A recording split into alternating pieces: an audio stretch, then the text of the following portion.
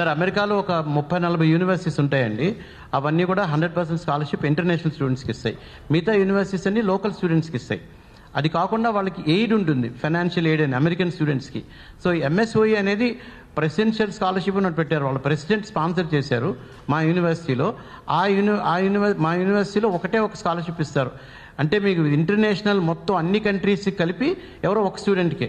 అది ఈ సంవత్సరం ఇండియన్ స్టూడెంట్కి, లాస్ట్ ఇయర్ ఇండియన్ స్టూడెంట్కి వచ్చింది, ఈ అమ్మాయికి వచ్చింది. అది చాలామంది ఇంకా వేరే యూరోప్ నుంచి, వియత్నాం నుంచి, కొరియా నుంచి కూడా అప్లికేషన్స్ ఉన్నాయి. వాళ్ళందరినీ తీసుకొని కన్సిడర్ చేసి ఎవరో ఒక ఇంటర్నేషనల్ స్టూడెంట్స్కి ఇస్తారు.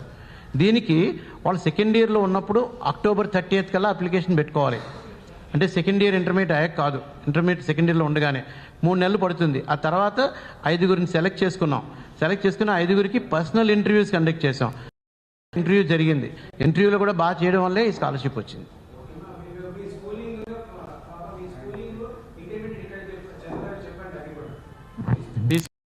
క్లాస్ ఎక్కడ, ఇంటర్మీడియట్ ఎక్కడ? 10th క్లాస్ నేను వికాస్ ద కాన్సెప్ట్ స్కూల్లో చదివాను. And intermediate first and second year Sri Chaitanya junior college, Miyapur. నువ్వమ్మా 10th class?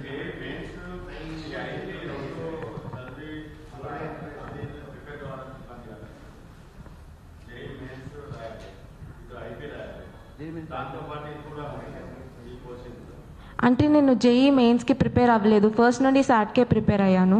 So IP and SAT నేను మేనేజ్ చేసుకోగలిగాను. ఒకవేళ జేఈ మెయిన్స్కి ప్రిపేర్ అయితే సేమ్ సబ్జెక్ట్స్ కదండి. జేఈ మెయిన్స్ బాగా ప్రిపేర్ అయితే ఇది కూడా బాగా చేస్తారు. అసలు అమ్మాయి పూర్తిగా జేఈ మెయిన్స్ మానేసింది.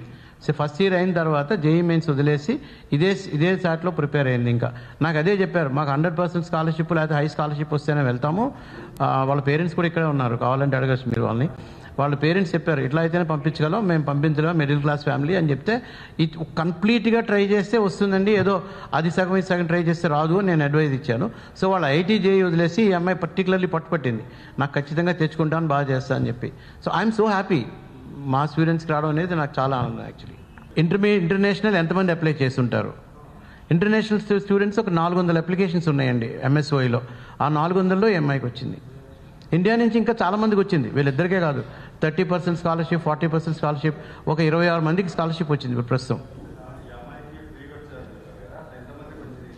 ఫ్రీగా ఒక్కళ్ళకే, ప్రపంచం మొత్తం మీద ఒకళ్ళకే ఇస్తారు. అమెరికా వాళ్ళకి వేరే ఇస్తారు, వాళ్ళ దేశం వాళ్ళకి. విదేశాల నుంచి వచ్చిన వాళ్ళందరిలోనే ఒక్కరిని సెలెక్ట్ చేసుకుంటారు. ఈ అమ్మాయి ఒక్కళ్ళే.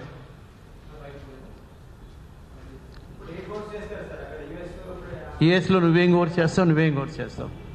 నేను 4 years BTech biomedical engineering choose చేసుకున్నా. Biomedical engineering. నేను సైబర్ సెక్యూరిటీ చూస్ చేసుకున్నా.